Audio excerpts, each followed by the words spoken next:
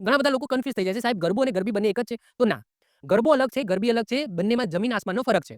ગરબો છે એ સ્ત્રી પ્રધાન છે, જ્યારે ગરબી છે એ પુરુષ પ્રધાન છે.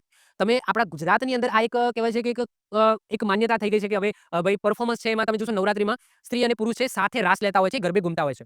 પરંતુ તમે રાજસ્થાન બાજુ જાઓ ને તો માત્ર ને માત્ર પુરુષો જ રાસ લેતા હોય છે. પુરુષોનું જ હોય છે. તમે હેલારો મૂવી જોયું હોય તો હેલારો મૂવીની અંદર એવું છે ને કે જે ગરબા છે એ માત્ર ને માત્ર પુરુષો, મહિલાઓને ખાલી જોવાના જ હોય. ઓકે, એમને પરફોર્મ કરવા મળે નહીં. તો એ જ રીતના તમે રાજસ્થાન બાજુ જશો ને તો ત્યાં પણ માત્ર ને માત્ર નવરાત્રીના સમયની અંદર પુરુષો દ્વારા જ રાસ રમવામાં આવે છે, આ ગરબા લેવામાં આવે છે. સાહેબ ગરબી પણ એવું જ છે કંઈક. એકચ્યુઅલી ગરબી શબ્દ આવ્યો ક્યાંથી? તો આપણે નવરાત્રીની અંદર જે માંડવડી આપણે કહીએ છીએ ને આ માંડવડીને જ ગરબી કહેવામાં આવે છે. આ માંડવડીને શું કહેવામાં આવે? ગરબી જેની નીચે આપણે ગરબા ગાઈએ છીએ.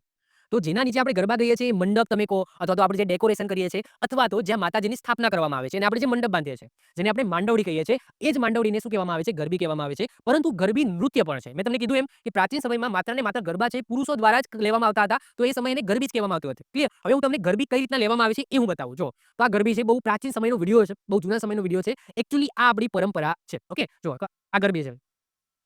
ઓકે, તો આ છે ગરબી, જે પુરુષો દ્વારા આ રીતના ગરબી લેવામાં આવે છે. તમે ગરબી કહી શકો છો. બાકી એકચ્યુઅલી મેં તમને કીધું એમ ગરબી કોને કહેવામાં આવે છે? કે જે માંડવડી હોય છે, જ્યાં માતાજીની સ્થાપના કરવામાં આવે છે, એની ગરબી કહેવામાં આવે છે. ઓકે, તો આ તમે કહી શકો કે આ ગરબી રમે છે.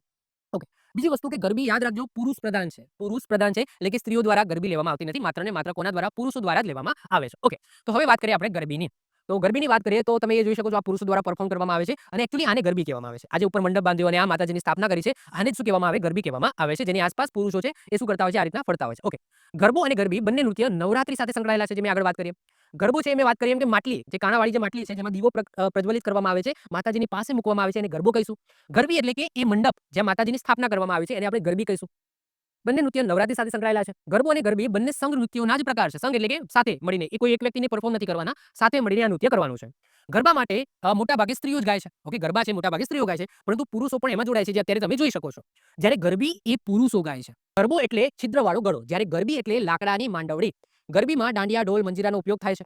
ગરબી નોરતા ઉપરાંત જન્માષ્ટમી, પછી ઝીલણી, અગિયારસ જેવા ઉત્સવની અંદર પણ ગાવામાં આવે છે. દયારામની ગરબી. ઓકે, ગરબી માટે કોણ જાણીતું છે? દયારામ જાણીતો છે. જ્યારે ગરબા માટે વલ્લભ મેવાડો જાણીતો છે. તો દયારામની ગરબી મુખ્યત્વે કૃષ્ણ ભક્તિની સાથે સંકળાયેલી છે. આથી તેને ગરબીના પિતા તરીકે ઓળખવામાં આવે છે. કોને? દયારામને. દયારામની રસિક વલ્લભ કૃતિ ગરબી પદ રચના માટે એ જાણીતા છે. ઓકે, દયારામની જે રસિક વલ્લભ નામની જે કૃતિ છે, જે ગરબી છે, એના માટે એ દયારામ વધારે જાણીતા છે. તો આ થઈ ગઈ તમારી ગરબી. આવી જ રીતના ઓછા સમયની અંદર મહત્વપૂર્ણ નોલેજ મેળવવા માટે અને મને સપોર્ટ કરવા માટે આજે જ આપણી YouTube ચેનલ ટીચિંગ કિશન ક્લિપને સબસ્ક્રાઇબ કરો.